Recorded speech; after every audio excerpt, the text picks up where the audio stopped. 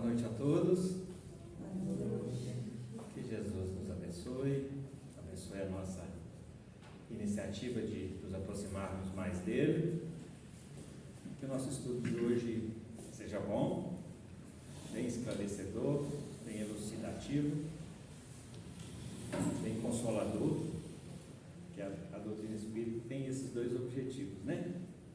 Esclarecer e consolar.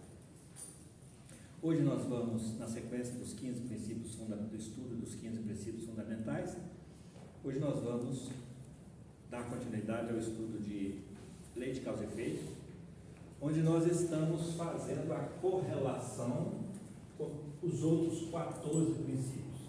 Estamos focando na lei de causa e efeito. Já fizemos a relação da lei de causa e efeito com os outros princípios fundamentais que podem ser vistos, nos nossos vídeos anteriores. E hoje a proposta é a gente focar em mediunidade, fazer a correlação da lei de causa e efeito com mediunidade, com influência dos espíritos na nossa vida e com a ação dos espíritos na natureza. Essa é a proposta de hoje, a gente, na sequência do estudo, focar nesses três. Mas antes, vamos fazer a nossa prece para iniciarmos o nosso estudo, rogando a Jesus o amparo, a Deus a proteção e aos amigos espirituais, como sempre, a lucidez na nossa reflexão, que eles possam nos intuir, nos amparar. Querido Mestre Jesus, te agradecemos, Senhor, por mais essa oportunidade.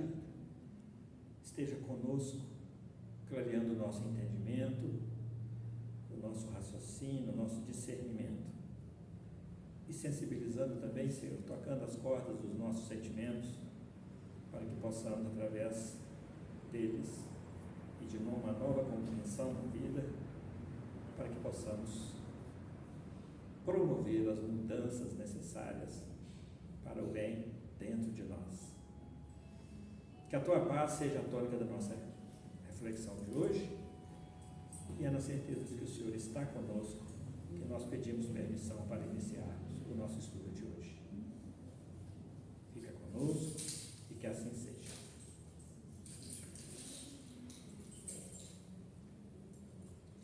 Então, nós vamos começar lançando a lei de causa e efeito sobre a mediunidade, que é o 13º princípio fundamental, 14º, 15º. 13º, mediunidade. Que é a mediunidade mesmo? A mediunidade a gente vai entendê-la em linhas gerais, sem nos atermos muito à palavra, à definição, né? Ao termo, mas ela é um sentido a mais que nós temos. E ela é natural.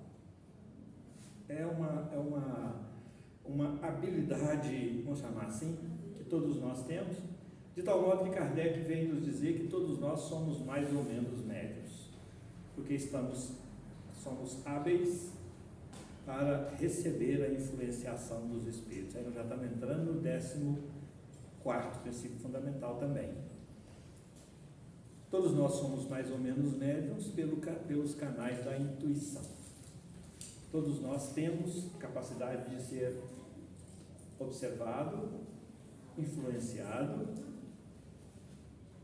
de ter essa assistência do plano espiritual no nosso caminhar. E essa assistência vai ser boa ou má? Vai estar de acordo com o bem ou de acordo com o mal? Pode ser os dois, ou um ou outro, obviamente. Vai depender muito do médium, vai depender muito de cada um de nós. Como é que a nossa antena, que está ligada, a nossa antena, nós emitimos pensamento o tempo todo, vibrações, energia, nós somos energia, estamos mergulhados nesse manancial de energia e estamos em constante comunicação com os dois planos, com o plano espiritual. Nós aqui, do lado de cá, no plano material, estamos em comunicação constante com eles. E estamos também em contínua comunicação uns com os outros. Então nós, através dos nossos pensamentos, através da energia que nós emitimos, nós entramos em sintonia com aqueles espíritos que ainda estão mergulhados aí na ignorância e ainda comprometidos com a maldade, dependendo muito da nossa emissão. E entramos também em contato com aqueles que já nos conduzem ao bem, já se interessam pelo nosso bem, já vibram no bem. E toda vez que nós vibramos no bem, nós entramos em sintonia com eles. E toda vez que nós vibramos no mal, nós ficamos também em sintonia com aqueles espíritos que ainda estão sintonizados na maldade. Isso nós já sabemos. Então, essa mediunidade, estão falando isso, gente? É buscando retirar essa mediunidade da mesa mediúnica, trazendo essa mediunidade para o dia a dia, para o tempo todo, porque nós somos médiuns 24 horas por dia, e a gente às vezes dosa a nossa mediunidade, o uso da nossa mediunidade, ou às vezes expressa através do uso da nossa mediunidade nos momentos das tarefas mediúnicas. Então, quando a gente for estudar especificamente a mediunidade, nós vamos trazer um estudo mais aprofundado sobre essa questão da mediunidade no dia a dia. Que, aliás, tem até livro já falando sobre isso, o livro do Herculano Pires, que é Mediunidade, Comunicação e Vida, onde ele traz para nós essa prática, essa lida mediúnica, essa prática mediúnica, essa exposição mediúnica o tempo todo. Porque mediunidade não constitui em uma hora de tarefa no passe, ou na campanha do tiro, ou na desobsessão. Mediunidade é mediunidade o tempo todo, porque o tempo todo nós estamos influenciáveis e estamos também influenciando tanto pessoas encarnadas, espíritos encarnados, quanto estamos influenciando também companheiros de caminhada que já estão no outro plano. Nós somos formadores de opinião, sim. Nós temos luz para brilhar, sim, mas também nós trazemos em nós escuridão de passado. Tanto luz quanto escuridão são causas que irão gerar efeitos no nosso dia a dia e que vão refletir em outras almas encarnadas e desencarnadas. Daí a necessidade da gente vigiar muito, vigiar o tempo todo. Eu preciso vigiar que horas do dia? É o dia inteiro, é o tempo todo. E à noite, depois que eu durmo, eu tenho que vigiar, dobrada a atenção, dobrada a vigilância. Porque aí, à noite, depois que a gente vai dormir, é que nós já sabemos disso, nos desvencilhamos com o nosso perispírito, saímos do nosso corpo físico, deixamos ele lá, utilizando o nosso perispírito, nós adentramos num outro padrão de vibração chamado plano espiritual, mundo espiritual, plano espiritual. E é nesse plano espiritual que a gente fica muito mais livre, muito mais solto para trabalhar as causas e gerar as causas também. E ficamos muito sujeitos aos efeitos nesse plano espiritual também. Enquanto aqui no nível de consciência, no nível, estamos acordados, vamos chamar assim, né? Não estamos dormindo. É que aí também nós temos o tempo todo que estamos vigilantes.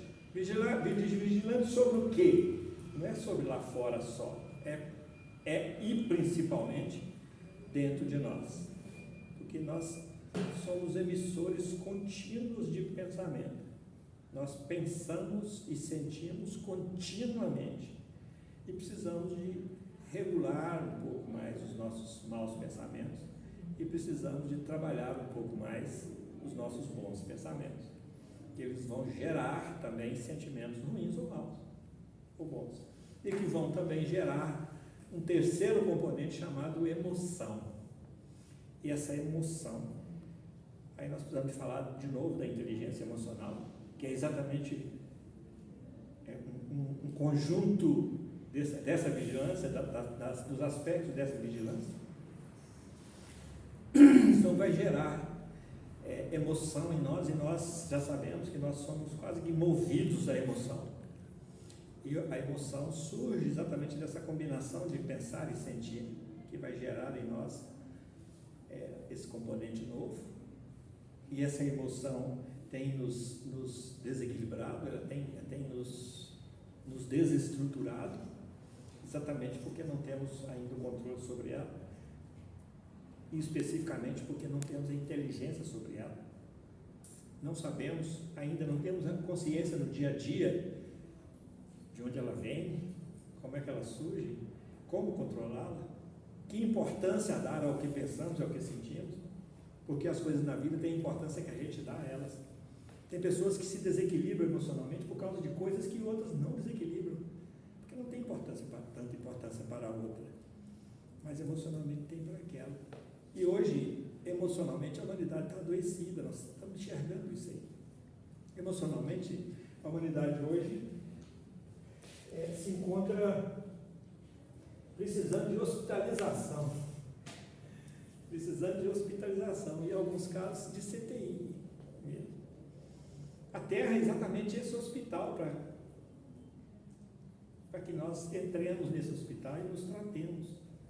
E há muito bons tratadores, terapeutas espirituais, materiais, físicos, e a gente está dependendo deles, ao passo que nós podemos fazer brilhar um pouco mais a nossa luz e de nós começarmos a ser terapeutas no dia a dia, na nossa convivência. Isso é exercício mediúnico. A mediunidade é uma ferramenta que nós precisamos de utilizar, porque se a gente não utiliza, é como você encostar uma ferramenta e não trabalhar com ela. O cabo será danificado pelo tempo, a ferrugem vai comer a enxada, o cabo da enxada, o tempo, o cupim, o lodo, o desgaste natural também.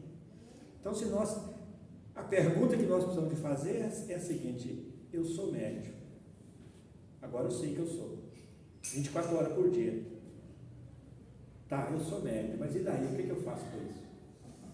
O que eu faço com essa mediunidade? Como eu exercito? Como ela pode virar pedra de tropeço para mim? E como ela pode também virar uma alavanca para eu me projetar mais para frente e para o alto? Porque a mediunidade em si, ela é neutra. Nós é que fazemos que ela gere causas em nossa vida, para que a gente usufrua dos efeitos. Vai aqui uma dica de um livro chamado Os Mensageiros, do André Luiz.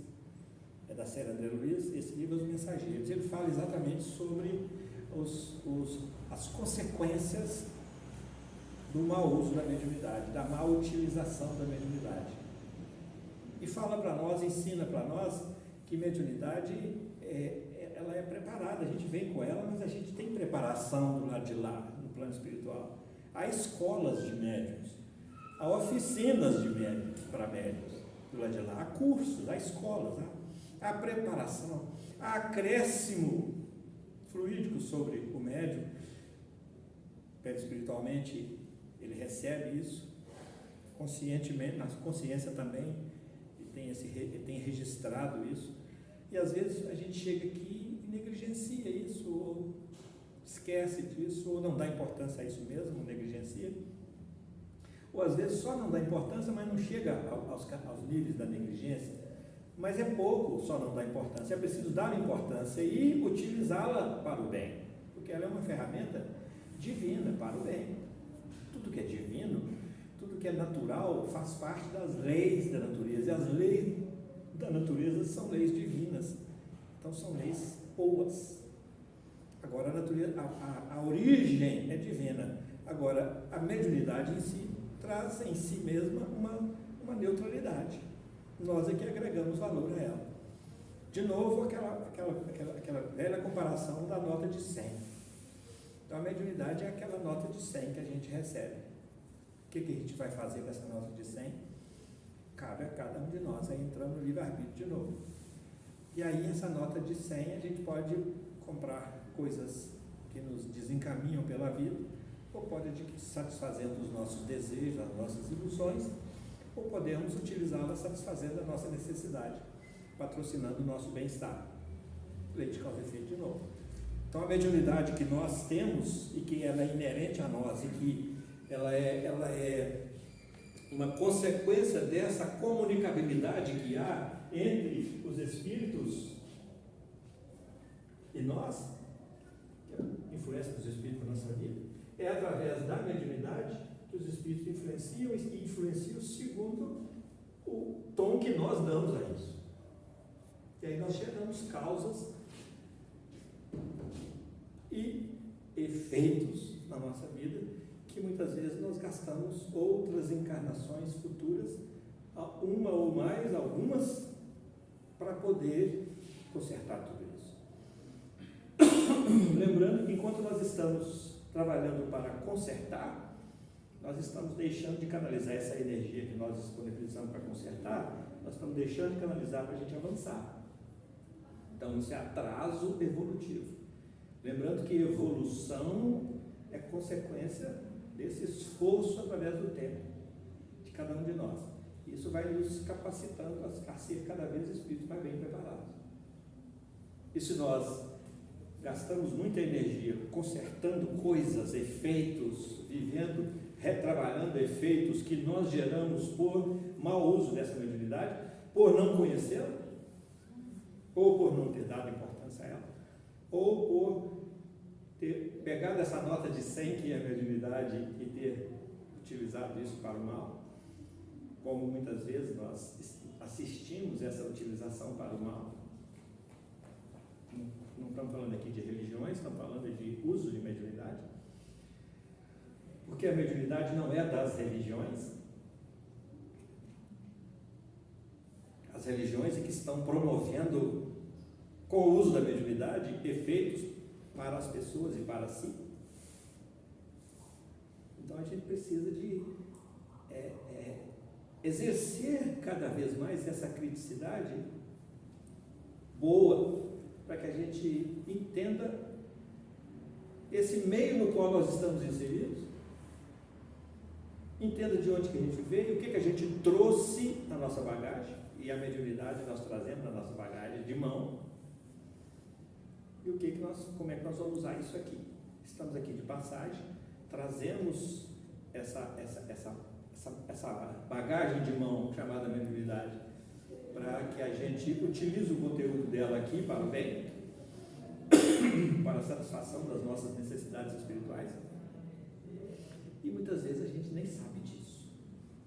Daí a necessidade da gente estudar cada vez mais. Quando a gente fala em estudar, não é só ler livros, é estudar principalmente esse livro da vida, é da gente meditar mais, da gente refletir mais, da gente ser mais filósofo, filosofar mais, exercer mais essa criticidade. Além, é claro, de estudar livros mesmo, de participar de cursos, de palestras, de eventos, hoje a internet traz para nós uma riqueza de conteúdo em todos os campos espirituais, desse aspecto espiritual, e a gente é que precisa de ser mais seletivo na hora da nossa busca na internet, da gente às vezes buscar coisas que não vão acrescentar muita coisa para a gente. E essa lei de causa e efeito, ela está presente em nossa vida em todo o tempo.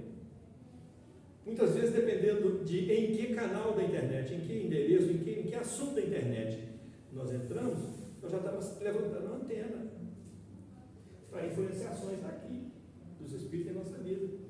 E de repente nós entramos, não estamos preparados para aquilo, ainda emocionalmente não temos essa inteligência, entramos naquilo ali, naquele assunto da internet, vamos chamar assim, então automaticamente nós levantamos a nossa antena e automaticamente todos os que estão sintonizados naquele assunto se aproximam de nós, pelo menos os mais afins.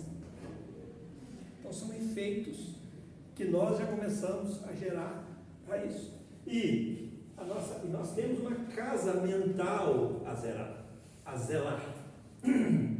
Nós somos essa casa mental. E Emmanuel fala para nós que a casa mental é o espelho da vida em toda parte, onde quer que nós estejamos. Por isso que nós somos 24 horas por dia. E é essa casa mental que nós precisamos de utilizar, de vigiar, de estar atento a ela, de proteger, porque ela é influenciável pelos espíritos, segundo a natureza dos espíritos e segundo a natureza do pensamento, da vibração que nós estamos estacionados.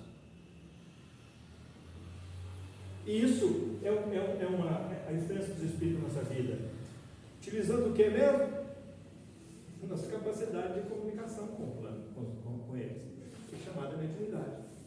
Então, quando nós entramos nessa frequência de ser influenciável por tal ou tal ou tal espírito, nós estamos em prática exercício mediúnico.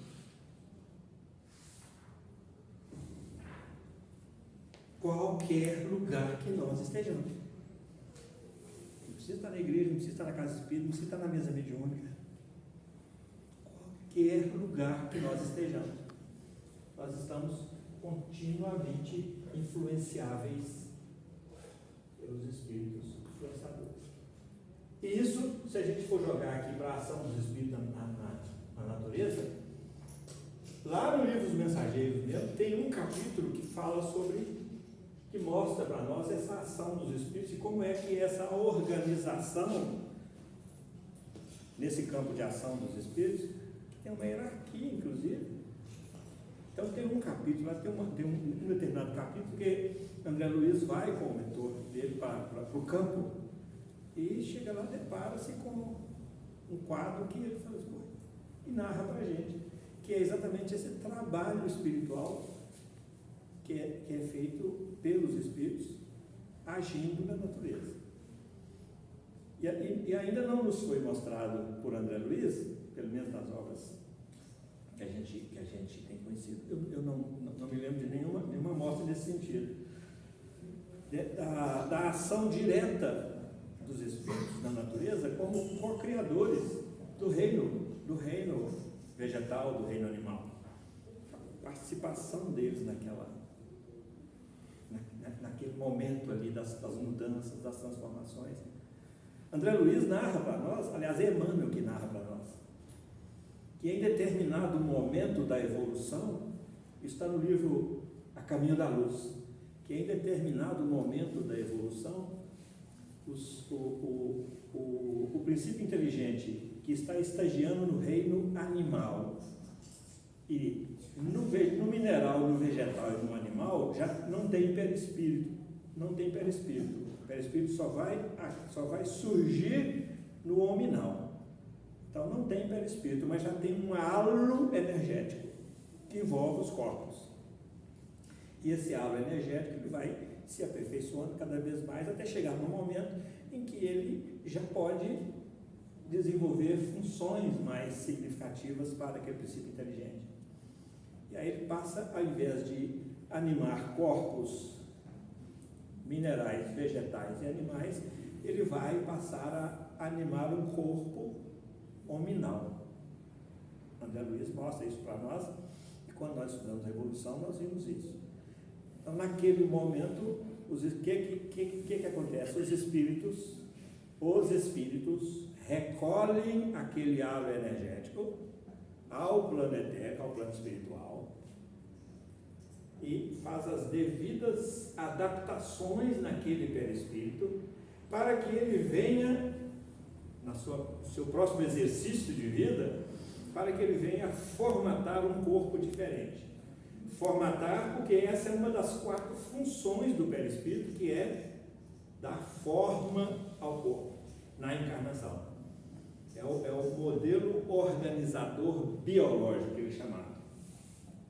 Então, uma das funções é a função que ele tem de ser forma do nosso corpo físico, que vinha sendo já forma para os 3 reinos inferiores, que agora entrou no reino nominal e começa a exercer a sua função, dentre as 4 que ele possui, que é a de ser forma do nosso corpo físico na primeira e nas todas as encarnações no reino hominal.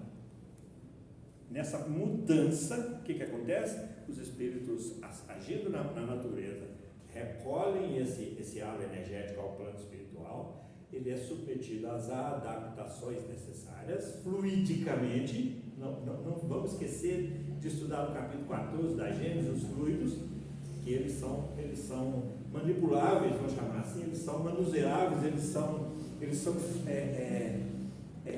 plásticos, eles têm essa plasticidade, onde eles são adaptáveis à forma. Quando a gente estudou o perispírito, nós vimos isso, e no capítulo 14 da Gênesis também mostra isso para a gente.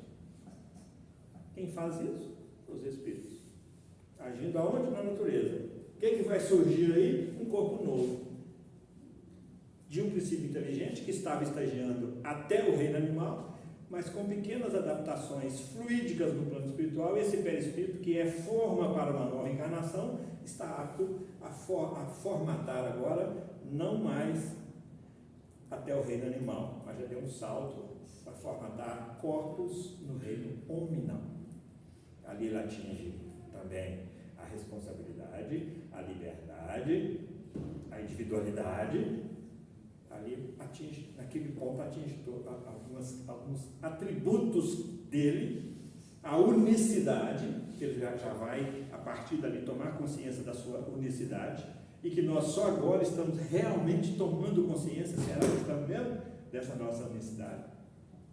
Mas até então isso vem inconscientemente sendo exercitado, para que a gente possa se exercer com mais consciência diante da vida, para que a gente possa se situar diferentemente no meio no qual nós estamos inseridos, e para que a gente possa chamar para si a corresponsabilidade pelo exercício da vida, porque muitas vezes a gente deixa a vida nos levar, a vida leva a nós, né?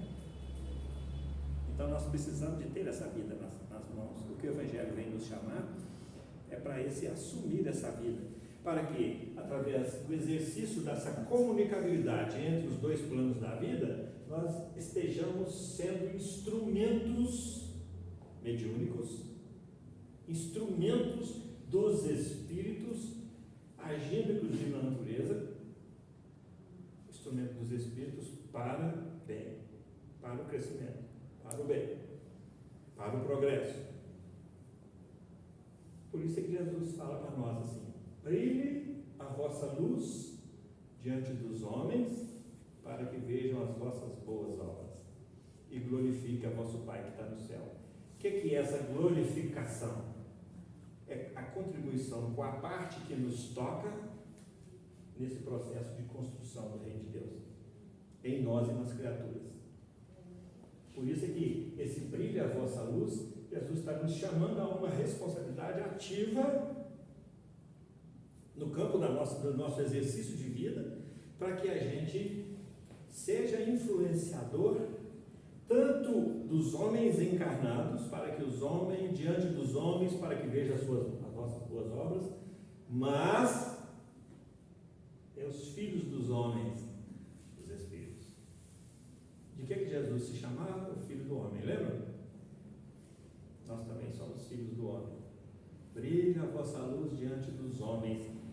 Os homens, primeiramente, estão dentro de nós, que são as múltiplas existências que nós tivemos no reino hominal.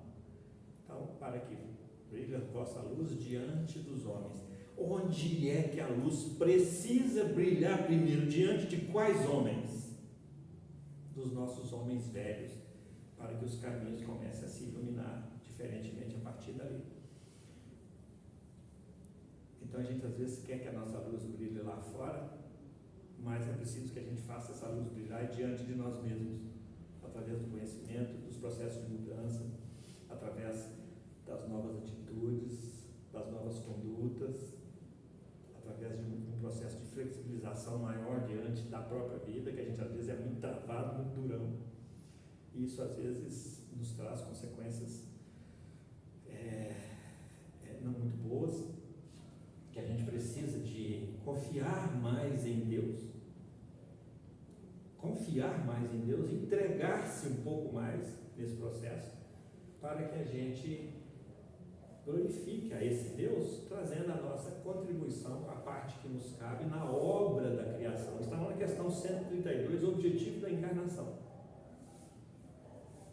A gente encarna para ter essa oportunidade de contribuir com a parte que nos cabe, que nos toca, na obra da criação. Esse é um dos objetivos da gente encarnar. Porque é Deus, Espírito e Matéria, a Trindade Universal. Deus, Espírito, Deus e Matéria. E Espírito e Matéria é conosco. Nós aqui precisamos de lidar com isso. Um exercício de vida. Exercício de vida. Porque a vida nos foi concedida pelo Pai. Mas ajuda-te que o céu te ajudará. Nós precisamos de exercitar-nos nessa vida. E, diante da lei de causa e efeito, e no exercício de mediunidade, influência do Espírito na nossa vida e ação do Espírito na natureza, nós temos responsabilidade direta e podemos controlar isso diretamente. Porque é nessa comunicabilidade entre os dois planos que nós nos situamos. E nós precisamos de entender que nós estamos nesse entremeio aí. Que nós somos sujeitos dessa história. Porque não adianta a gente querer que a luz brilhe lá fora, que o sal, que temperar lá fora. Nós precisamos temperar aqui dentro primeiro. Porque ninguém oferece o que não tem, pode oferecer aquilo que não tem. É como um forno quente. Um forno frio não aquece, não assa nada. A caridade, muitas vezes, ela precisa de ser primeiro trabalhada aqui dentro. Muitas vezes, não sempre, para que daqui possa aquecer lá fora. E quando nós começamos a gerar esse autoaquecimento desse forno que é cada um de nós, todos os que estão com frio vão chegando naturalmente para se aquecer. E a gente às vezes quer começar lá de fora, não começar aqui dentro, porque quando o trabalhador está pronto, o trabalho aparece. E os encaminhamentos surgem, isso é lei de sintonia, de afinidade e de atração. Quando nós estamos de dedo levantado, a espiritualidade vê. Dedo levantado para quê? Eu estou aqui, eu quero participar, eu quero ajudar, eu quero sair da omissão. Quando nós levantamos o dedo, quem quer ajudar? Eu. A espiritualidade vê e fala, opa, é como uma antena para a gente atrair. Todos que estão necessitados vão chegando para ser ajudados. Isso é esse autoaquecimento. Se a gente quer gerar calor no meio onde nós estamos, nós precisamos de aquecer aqui, com pensamentos novos, com sentimentos novos, com ideias evangelizadas, com ações evangelizadas, para que a gente, toda vez que nós canalizamos qualquer porção de energia voltada para o bem, a espiritualidade maior fecha conosco. A espiritualidade do bem fecha conosco. E em contrapartida, toda vez que nós temos propósitos de agir e de sintonizar no mal e canalizamos energia para o mal, a espiritualidade também fecha conosco. Só que é outro nível de negócio, é outro nível de influenciação. Aqui agora é para o mal. Então a gente tendo essa consciência, essa mediunidade, que é fruto dessa comunicabilidade entre os dois planos, ela vai ficando mais na nossa mão. E a gente vai assim tendo a oportunidade, tendo jeito de fazer com que ela gere efeitos benéficos na nossa vida. Isso tem nome, chama-se lei de causa e efeito na nossa vida. Nós vamos fazer uma pequena interrupção, voltamos aqui um pouquinho só para a gente ajustar o aparelho aqui, e daqui a pouco a gente volta. Tá? Até já.